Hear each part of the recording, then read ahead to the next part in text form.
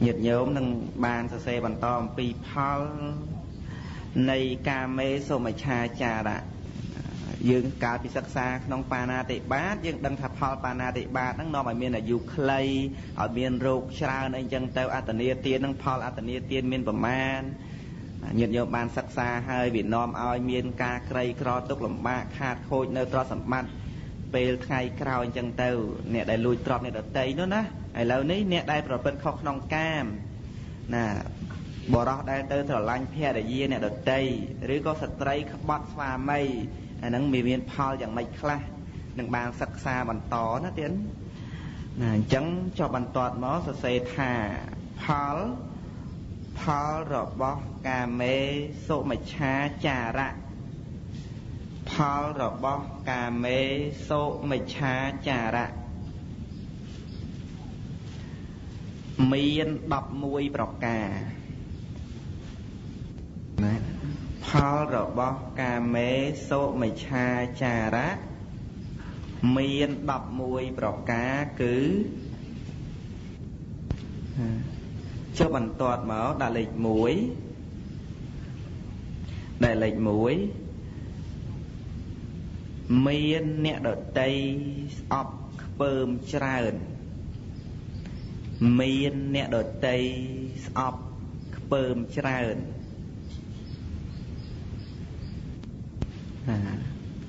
ទី1មានអ្នកដតីស្អប់ខ្ពើមច្រើនសរសេរតន់ទេបាទហេតុអីបានជាមានអ្នកដតីស្អប់ខ្ពើមច្រើនញាតិញោមថាមកអំពីបុគ្គលនឹងមានការប្រព្រឹត្តមិនល្អញាតិញោមបើយើងទាំងអស់គ្នាមានភរិយាស្វាមីអញ្ចឹងទៅហើយភរិយាស្វាមីហ្នឹងប្រព្រឹត្តក្បត់ចិត្តណារកចិត្តស្រឡាញ់មិនឃើញទេមានតែការស្អប់ខ្ពើមអញ្ចឹងទៅហើយមិនតែការស្អប់ខ្ពើមតែយើងម្នាក់ហ្នឹងឯណាហ្នឹងកូនចៅឬក៏ញាតិមិត្តរបស់យើងនឹងដឹងថា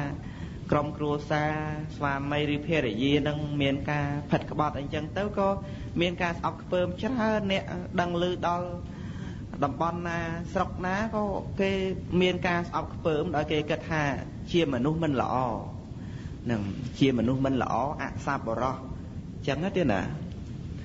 អាហ្នឹងគឺមានអ្នកដតីស្អប់ខ្ពើមច្រើនហើយអញ្ចឹងបុគ្គលដែលមានសិលមានការសមាទានឲ្យជាប់លាប់នៅក្នុងសិក្ខាបទហ្នឹងគឺបានផលល្អមិនសូវជាមានអ្នកដតីស្អប់ខ្ពើមច្រើនពីរឿងហ្នឹងឯងបាទហើយចំណុចទាំង11ប្រការដែលត្រូវសិក្សាហ្នឹងបើសិនជាយើងមិនបានសិក្សាអត់បានដឹងទេអត់អាចរនឹកបានមួយហ្នឹងក៏អត់ផងរនឹកបានថាតើអ្នកដែលប្រព្រឹត្តខុសក្នុងកាមហ្នឹងវាមានផលយ៉ាងម៉េចខ្លះរនឹកឲ្យបានមួយឲ្យចំគោលមេតិកាធម៌រមិនបានទេណាតលតែសិក្សាធម៌អញ្ចឹងទៅបានដឹងថាអូចំហើយសេចក្តីហ្នឹងចំហើយបាទអញ្ចឹងសរសេរឲ្យនៅញាតិញោមបន្តទៀតចុះបន្ទាត់មកណាដាក់លេខ2មា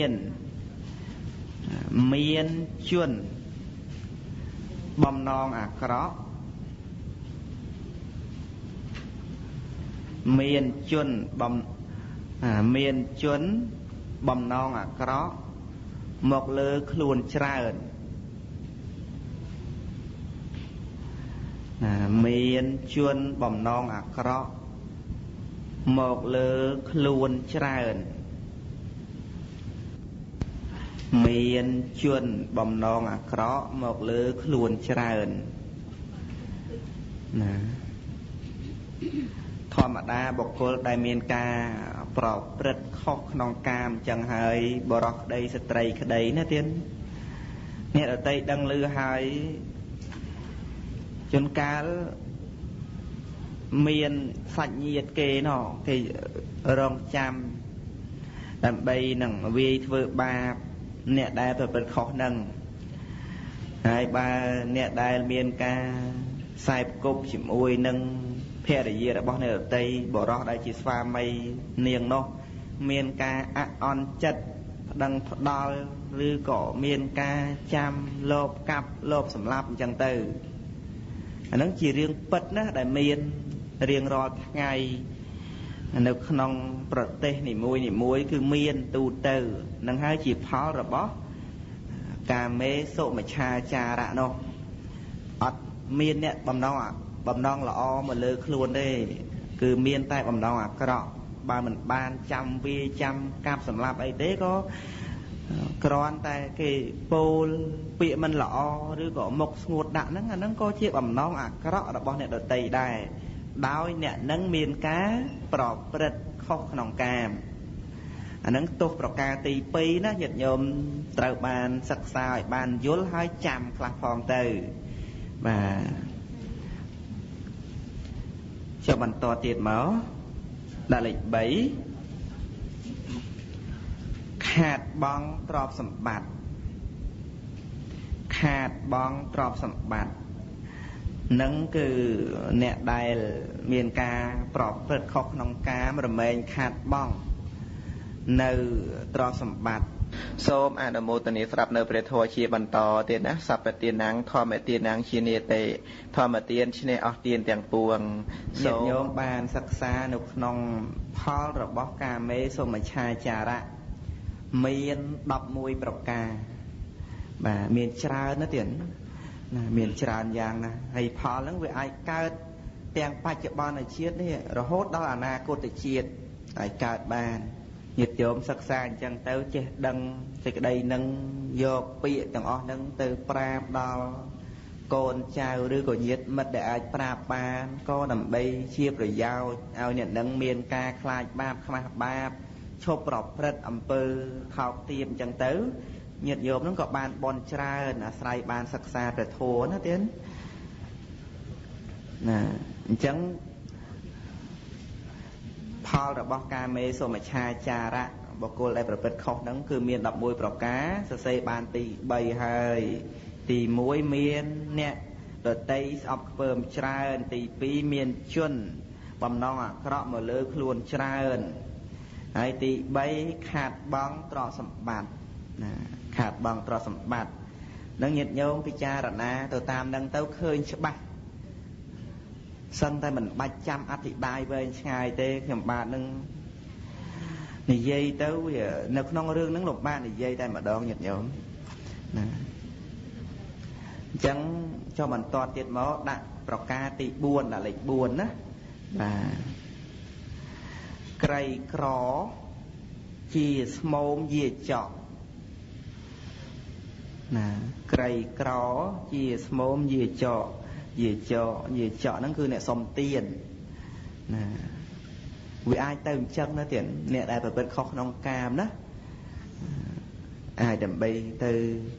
ក្រីក្ររហូតដល់រោគសម្ពុតស្លៀកពាក់មិនមានទៅណាមកណាក៏គេមិនចង់ឲ្យសូម្បីតែលុយ100ហ្នឹងគេមិនចង់ឲ្យដែរគេឃើញគេស្អប់តែម្ដងជួនកាលវាអាចទៅអញ្ចឹង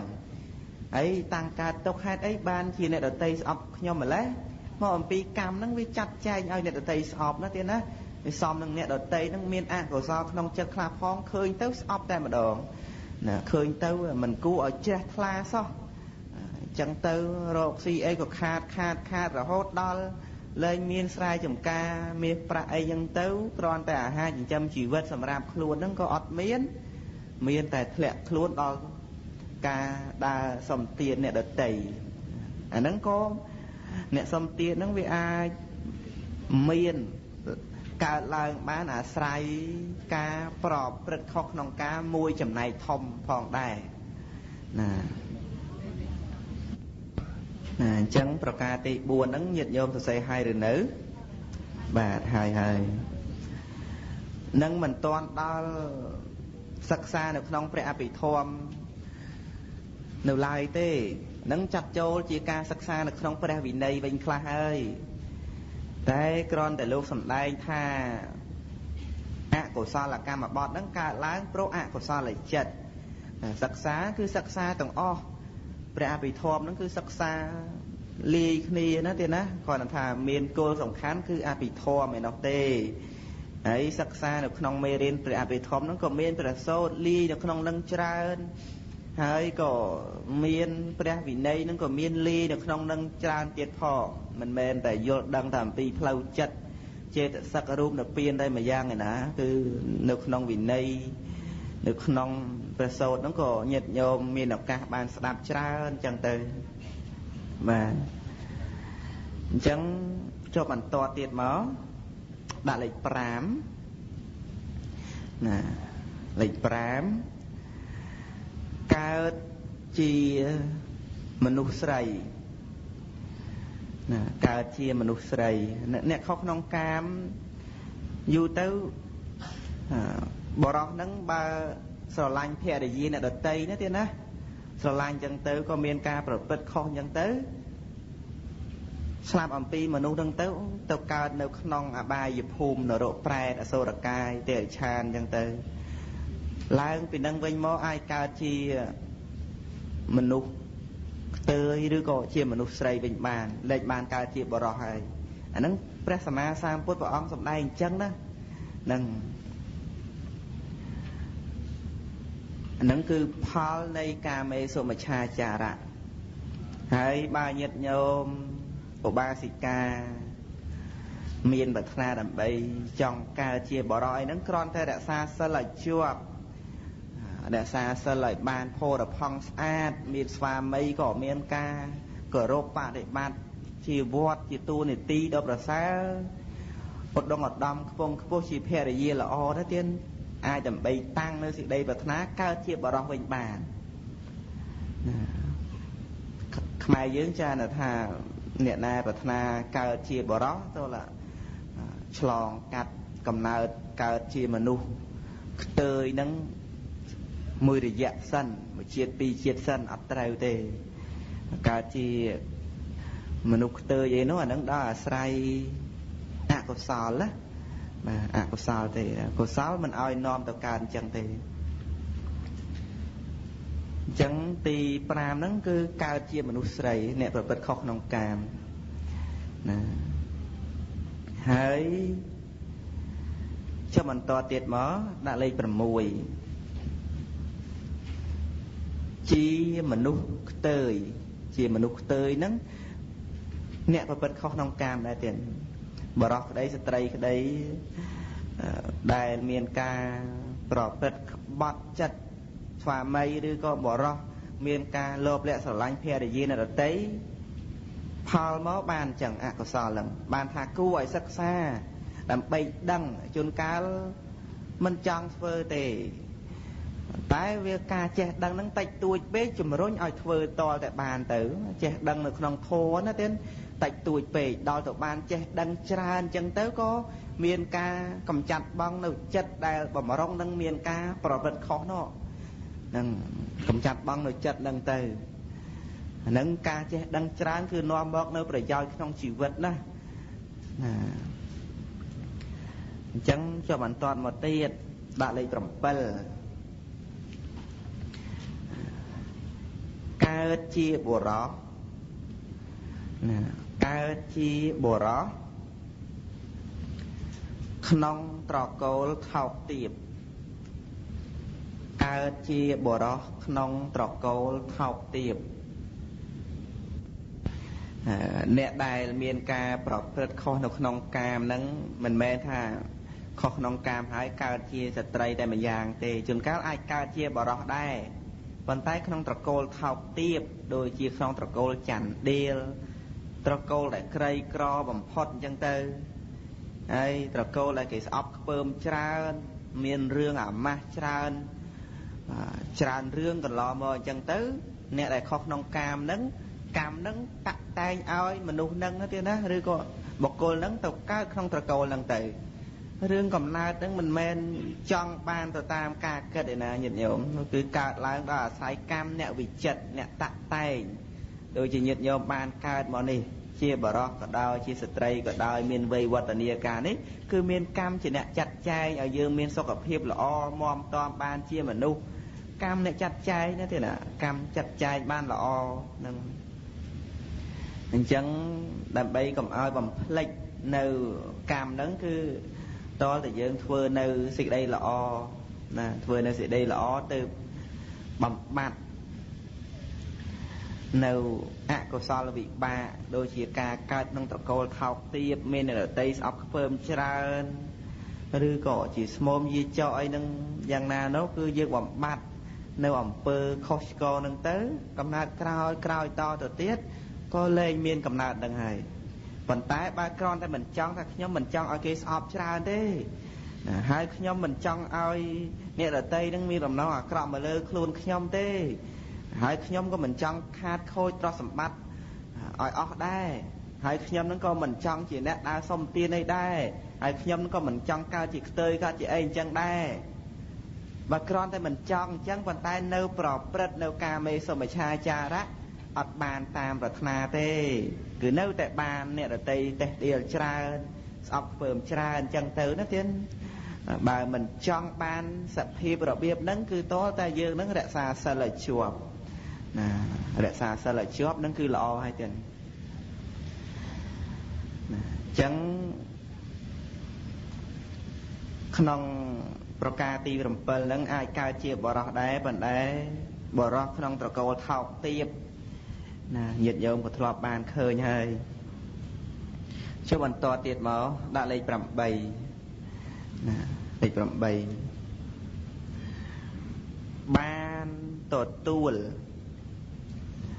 បានទទួល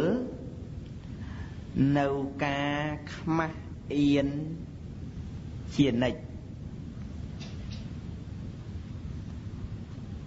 បានទទួលនៅការខ្មាស់អៀនជានិច្ចនឹងព្រះពុទ្ធដីកាព្រះអង្គទ្រង់ត្រាស់សម្ដែងគឺមិនមានព្រហ្មលិខិតឬក៏ទេវតាណានិមួយដែលចាត់ចែងឲ្យសត្វលោកកើតឡើងមកហើយក្រីក្រតោកយ៉ាលំបាកប្រាណឬក៏មានទ្រព្យសម្បត្តិច្រើនអត់មានទេវតាអ្នកលិខិតឬក៏ព្រហ្មលិខិតអីអត់ទេទៀតណាឬក៏ព្រះសម្មាសម្ពុទ្ធអ្នកឲ្យអញ្ចឹងក៏អត់ដែរគឺទៅលើការសន្សំរបស់បុគ្គលម្នាក់នឹងឯងអ្នកណាសន្សំយ៉ាងណាគឺបានយ៉ាងនោះហើយដូចជាមានការទទួលនៅការខ្មាស់អៀនជានិច្ចអីចឹងធម្មតាអ្នកដែលប្រព្រឹត្តខុសក្នុងកាមកាលពីប្រព្រឹត្តហ្នឹងសប្បាយរីករាយដែរថាលោភលះមិនឲ្យអ្នកដទៃដឹងទេដល់ទៅគេដឹងទៅតាំងកើតទុកខ្មាស់គេណាអៀនណាហ្នឹងអញ្ចឹងទៅវាអៀនជានិច្ចណាទៀតណាមិនចាំបាច់ជួបគេទេជួបមនុស្សឯនៅតែឯងហ្នឹងក៏ដូចជាមានសភាពខ្មាស់អៀនមួយអាហ្នឹងគឺជាផលនៃកាមេសុមិច្ឆាចារៈគឺអញ្ចឹងហ្នឹងអញ្ចឹងបានថាលោភៈណាទៀតណា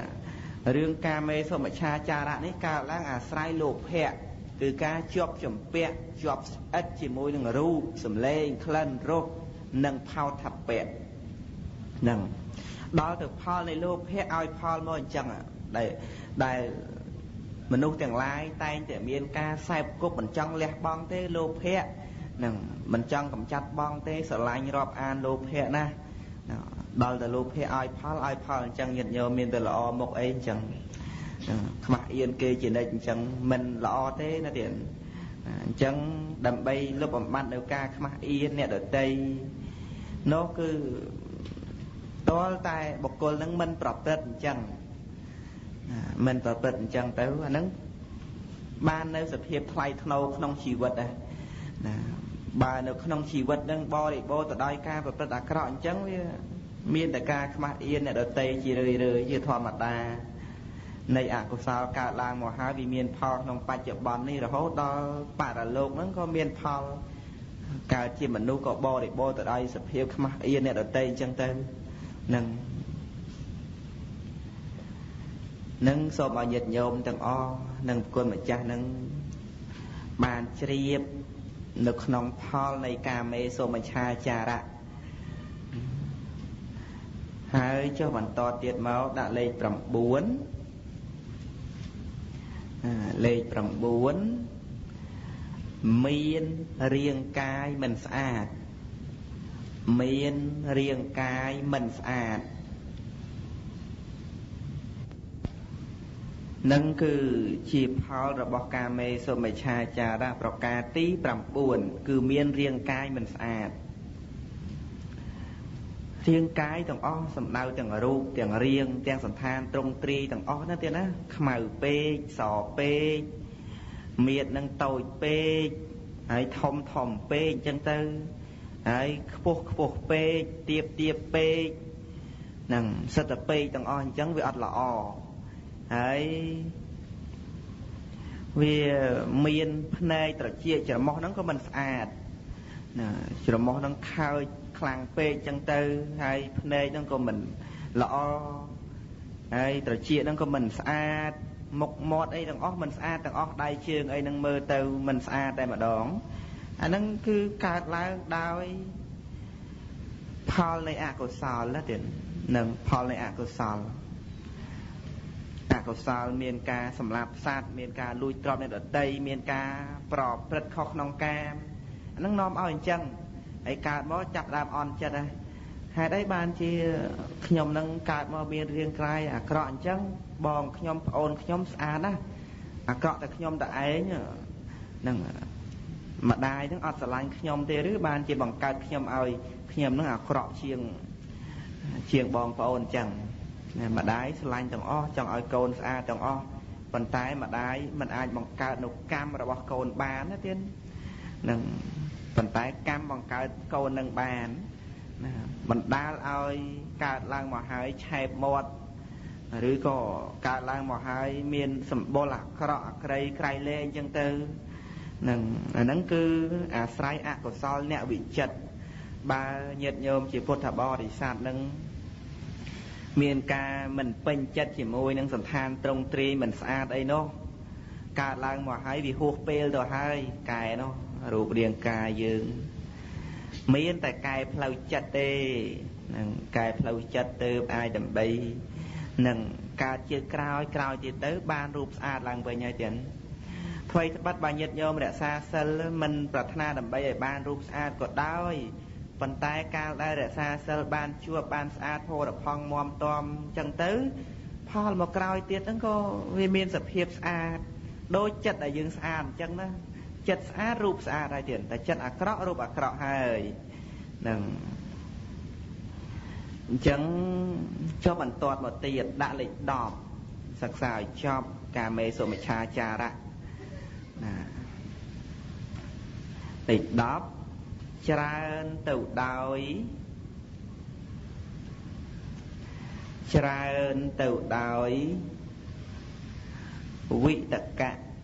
វិតកៈកង្វល់ច្រើនទៅដោយវិតកៈកង្វល់នឹងគឺអ្នកដែលមានការប្រព្រឹត្តខុសក្នុងកាមហ្នឹងគឺច្រើនទៅដោយវិតកៈកង្វល់ស្អីទៅវិតកៈហ្នឹងគឺត្រេះរិះវាកើតទុកណាទៀតត្រេះរិះច្រើនទៅកាន់តែកើតទុកច្រើនទៅពីព្រោះខ្លួនឯងវាប្រព្រឹត្តខុសដល់អញ្ចឹងទៅត្រេះរិះច្រើនណានឹងខ្លាចអ្នកដទៃស្អប់ឯងចេះមួយទៅចុះមួយទៅហើយគិតមិនដាច់ទេហើយកាត់ចិត្តយ៉ាងម៉េចក៏អត់ងាយដាច់ត្រេះរិះលំបាកហើយលំបាកទៀតនឹងខ្លាចគេដឹងរឿងខ្លាចគេតេះដៀលខ្លាចគេស្អប់គេខ្ពើមសពគ្រប់អញ្ចឹងទៅវានៅក្នុងត្រេះរិះអត់មែនជាបុណ្យអីទេនៅក្នុងការក្តៅក្រហាយចិត្តណាក្តៅក្រហាយចិត្តណាទេណាអាហ្នឹងគឺច្រើនទៅដោយវិតកៈកង្វល់មិនបានជាបានធ្វើបុណ្យធ្វើទានអីញាតិញោមពីព្រោះរវល់តែកង្វល់ជាមួយនឹងខ្លួនដែលមានការប្រព្រឹត្តខុសអត់បានធ្វើបុណ្យអីទេមុខជូរជានិច្ចពីព្រោះគេដឹងរឿងដែលខ្លួនធ្វើអាក្រក់នោះណាគេដឹងរឿងអញ្ចឹងទៅវាអត់បានធ្វើអំពើល្អទេរវល់តែកើតទុកខ្លាចអ្នកដទៃតេះដៀលយ៉ាងនេះមួយយ៉ាងនោះមួយអញ្ចឹងទៅវាជាបាបរហូតនឹងអញ្ចឹងបានថាអកុសលហ្នឹងវាជាបច្ច័យដល់អកុសលដោយអារម្មណបច្ច័យនឹងនឹកឃើញខ្លួនធ្វើខុសកាលណាក្តៅក្រហាយកាលនោះអាកាលពីខ្លួនធ្វើខុសអកុសលហើយទៀតណាដល់ទៅនឹកឃើញរឿងអកុសលហ្នឹងទៀតកើតបាបម្ដងទៀតនឹងបាបហ្នឹងកើតរហូតឲ្យតែនឹកឃើញកាលណាបានបាបរហូតប៉ុន្តែបើចេះនឹកឃើញទៅវិញ ចេះនឹកដោយបញ្ញាសិក្សាធម៌ទៅណាទៀតថានេះគឺជាទោសនៅក្នុងវដ្តសង្សារជាកិលេសមិនមែនជាយើងទេកន្លងមកឲ្យខុសឆ្គងយ៉ាងណាមិនមែនយើងទេគឺកិលេសអញ្ចឹងណាទៀតណាគឺកិលេសដល់តែកិលេសហ្នឹងជាខ្លួនឬអត់មែនជាខ្លួនទេហ្នឹងអញ្ចឹងទៅក៏បានបញ្ញាភ្លឺស្វាងលែងមានវិតកៈកង្វល់ថាតិចលោកអញទៅកើតនរកទៅខុសក្នុងកាមអញ្ចឹងក្បត់ស្វាមីឬក៏ស្រឡាញ់ភរិយាគេអញ្ចឹងទៅតិចទៅកើតជាប្រែទៅកើតជាទេរឆានទៅលែងសើកង្វល់អញ្ចឹងហើយទៀតថារឿងវដ្តសង្សារវាវិលអន្ទោលអញ្ចឹងជាធម្មតាអញ្ចឹងទៅក៏បានសភាពភ្លឺស្វាងមួយសំខាន់គឺបញ្ញាណាទៀតណាលះបង់នៅសេចក្តីកង្វល់ខ្វល់ខ្វាយហ្នឹងនឹងថាការប្រព្រឹត្តកន្លងមកហ្នឹងគឺជាទោសនៅក្នុងវដ្តសង្សារជារឿងរបស់បញ្ចក្ខន្ធរឿងយើងវាអត់មាននៅក្នុងហ្នឹងទេហ្នឹងប៉ុន្តែងាយអីនឹងបានគិតអញ្ចឹងរួចញាតិញោមហើយតលតែបញ្ញាហ្នឹងក្រាស់ណាស់ណាទៀតណាបានគិតទៅអញ្ចឹងរួចនឹងបើបញ្ញាស្ដើងគិតអញ្ចឹងអត់ចេញទេកង្វល់រហូតដល់ស្លាប់កើតនៅក្នុងអបាយភូមិតែម្ដងនឹងដែលមានបញ្ញាអាចដើម្បីគិតថាជាទោសនៅក្នុងវដ្តសង្សារនេះទៅបានតលតែបុគ្គលនឹងសិក្សាធម៌អប់រំចិត្តបានច្រើនស្ដាប់ធម៌សន្តានាធម៌បានច្រើនអញ្ចឹងទៅក៏កាត់បង់នៅសេចក្តីទុក្ខកង្វល់ទៅតាមផ្លូវចិត្តដែលខ្លួនប្រព្រឹត្តខុសនឹងជាធម្មតាទេញាតិញោមរឿងក្នុងវដ្តសង្សារដែលមានការសន្សំផ្នែកខាងរាគៈហ្នឹងគឺវាមានកម្លាំងណាស់រាគៈនេះកម្លាំងខ្លាំងក្លាណាស់ញាតិញោមអំបាលព្រះបរមពោធិសត្វក៏ព្រះអង្គធ្លាប់មានការប្រព្រឹត្តខុសអញ្ចឹងដែរប៉ុន្តែធម្មតាមហាបណ្ឌិតមហាបរោះណាទៀតមិនបានខុសឲ្យជ្រុលជ្រោះជាបាបដ៏ជ្រៅដូចជាបុថុជនធម្មតាទេនឹងព្រះបរមពោធិសត្វគឺថាលោកមាននៅសតិបញ្ញាមមមួននៅក្នុងហឫទ័យរបស់លោកនឹងអញ្ចឹងញាតិញោមដែលជាអ្នកបានស្ដាប់ព្រះធម៌ជួនកាលស្ដាប់អញ្ចឹងទៅទេទោសនៃកាមេសុមិច្ឆាចារៈច្រើនឡើងម្លឹងហើយខ្លួនវាធ្លាប់ធ្វើខុសដល់អញ្ចឹងទៅវាកើតទុក្ខណាទេណាកើតទុក្ខខ្វល់ខ្វាយនឹងអញ្ចឹងមានតែធម៌នេះទេទើបអាចដើម្បីនឹងរងាប់នៅទុក្ខតាមផ្លូវចិត្តបានរងាប់ដោយមានបញ្ញាត្រេះរិះដល់ប្រសើរទៅតាមផ្លូវធម៌ពិតប្រកបតែម្ដងទៀតហើយមិនមែនត្រេះរិះអញ្ចឹងហើយដើម្បីប្រព្រឹត្តខុសកន្លងបន្តទៀតទេណាត្រេះរិះអញ្ចឹងហើយគឺដើម្បីវាចានឹងសំខាន់គឺការវាចាទេរឿងខុសកន្លងមកអានឹងវាខុសហួសអស់ទៅហើយនឹងប៉ុន្តែរឿងសំខាន់គឺយើងប្រព្រឹត្តឲ្យល្អសារជាថ្មីអានឹងបានបនសារជាថ្មីហើយរឿងពីមុនអានឹងពីមុនហួសទៅហើយណាទៀតនឹងហួសទៅហើយធ្វើយ៉ាងម៉េចក៏វាមិនបាត់ដែរលុះត្រាតែញាតិញោមនឹងធ្វើដំណើរដល់ព្រះនិព្វានបានកម្មនឹងរលត់អស់តែម្ដងបើមិនទាន់ដល់ព្រះនិព្វានទេឆ្លៀតឱកាសអាចដើម្បីឲ្យផលនឹងមានភរិយាក្បត់ហើយមានស្វាមីនឹងមិនសូវជានៅផ្ទះទេទៅនេះមកនោះយ៉ាងទៅមិនរីករាយជាមួយនឹងខ្លួនណាទេណាអានឹងផលរបស់ខ្លួននឹងធ្លាប់ប្រព្រឹត្តខុសអញ្ចឹងដែរនឹងជួនកាលញាតិញោមផ្នែកខាងឧបាសិកានឹងកើតទុក្ខនឹងកើតទុក្ខថាមានស្វាមីប៉ុន្តែស្វាមីមិនសូវជាស្រឡាញ់ច្រើនតែស្រឡាញ់ស្ត្រីខាងក្រៅវាមានហេតុពីក្នុងខ្លួនណាមកអំពីខ្លួននឹងពីដើមមកនឹងធ្លាប់ជាបរោះហើយមានការប្រព្រឹត្តខុសក្នុងកាមដល់តែផលនឹងឲ្យមកវិញវាបានជាអញ្ចឹងកើតជាស្រីអីអញ្ចឹងទៅមានអ្នករតីមិនស្រឡាញ់មិនរាប់អានខ្លួនអញ្ចឹងទៅមិនចូលចិត្តនឹងតែម្ដងសូម្បីមិនស្អប់មិនខ្ពើមអីយ៉ាងម៉េចយ៉ាងម៉ាក៏មិនបណ្ដាលឲ្យស្វាមីឬក៏ភរិយានឹងស្រឡាញ់ស្មោះត្រង់ដែរពីព្រោះហេតុខាងក្នុងមានខ្លះទទួលនឹងភរិយាឬក៏ស្វាមីនោះមានកិលេសខ្លះផងផិតក្បត់តែម្ដងទៅនឹងអាស្រ័យអកុសលកម្មរបស់ខ្លួនឲ្យផលទទួលនៅមនុស្សបែបនោះមកធ្វើជាភរិយាឬក៏ជាស្វាមីអាស្រ័យកម្មខ្លួនឯងទេទៀតអត់មានអ្នកណាចាត់ចែងយើងទេណានឹងអញ្ចឹងចុះបន្តទៀតមកដាក់លេខ11បាទដាក់លេខ11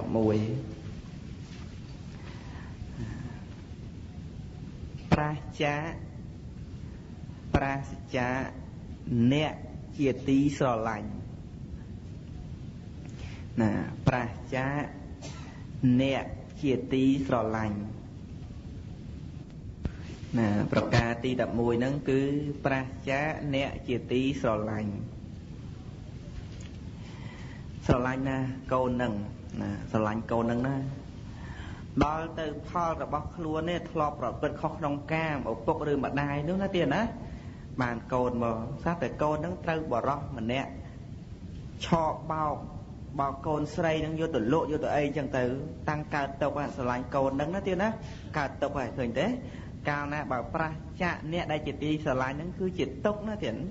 ហ្នឹងជាទុកធំណាទុកហ្នឹងយមរៀបរាប់នឹងក៏អត់បាត់ទុកនឹងដែរនៅតែយមនឹងនៅតែទុកនឹងស្រឡាញ់ណាស្វាមីហ្នឹងចង់បានតែឯងមិនចង់ឲ្យអ្នកដទៃឃើញទេប៉ុន្តែផលនៃការប្រព្រឹត្តខុសក្នុងកាមហ្នឹងវានាំឲ្យស្វាមីហ្នឹងមិនសូវជាស្មោះត្រង់ជាមួយនឹងខ្លួនលោភលៈស្រឡាញ់ស្ត្រីខាងក្រៅអញ្ចឹងទៅហ្នឹងយើងនឹងទទួលកម្មចាស់អញ្ចឹងទេណាញាតិញោមណាទទួលកម្មចាស់ដែលមានស្វាមីឬក៏ភរិយាឬក៏កូនមិនសូវជាតាមដំបូងមានអញ្ចឹងទៅយើងទទួលកម្មចាស់រីឯកូនឬក៏ភរិយាឬក៏ស្វាមីដែលកំពុងតែប្រព្រឹត្តនោះកំពុងតែធ្វើកម្មថ្មីស្ដាប់បានទេអញ្ចឹងបាទកំពុងតែធ្វើកម្មថ្មីញាតិញោមទទួលកម្មចាស់ណាអ្នកដែលមានការទទួលកម្មហ្នឹងកុំអអន់ចិត្តអីគិតថានឹងហើយខ្លួនធ្លាប់ធ្វើយ៉ាងណាវាបានយ៉ាងនោះអត់មានអ្នកណាមកធ្វើជំនួសយើងឲ្យមានសភាពអញ្ចឹងទេគឺយើងខ្លួនឯងនឹងតែម្ដងអ្នកធ្វើកន្លងមកណាកុំឲ្យរកអ្នកមានទោសដតីក្រៅអំពីខ្លួនយើងមិនចេះធัวមិនយល់ធัวរកហេតុណាអ្នកណាធ្វើឲ្យស្វាមីខ្ញុំអញ្ចឹងហើយអ្នកណាធ្វើឲ្យភរិយាអញ្ចឹងរត់ទោសឬក៏ថាហេតុអីបានជាក្រុមគ្រួសាររបស់ខ្ញុំវាទៅយ៉ាងហ្នឹងរត់ទោសចេះតែឃើញហើយមនុស្សវាមានកិលេសនោះប៉ុន្តែរកឲ្យឆាប់ឃើញគឺខ្លួនឯងណាធ្លាប់ប្រព្រឹត្តខុសពីមុនមកនឹងបានជាបានផលអញ្ចឹងដល់ទៅញាតិញោមពិចារណាឃើញហេតុឃើញផលច្បាស់លាស់នៅក្នុងចិត្តដ៏មានជំរឿអញ្ចឹងទៅសន្តានចិត្តរបស់ញាតិញោមណាទៀតរមែងត្រជាក់នឹងត្រជាក់មិនក្តៅមិនក្រហាយអីជាមួយនឹងរឿងដែលកើតឡើងជារឿងអាក្រក់លំបាកស្ដាប់លំបាកមើលនឹងទេអត់សូវក្តៅក្រហាយចិត្តណាទៀតពីព្រោះបានឃើញនៅកម្មដែលឲ្យផលបានឃើញច្បាស់អញ្ចឹងណាទៀតណា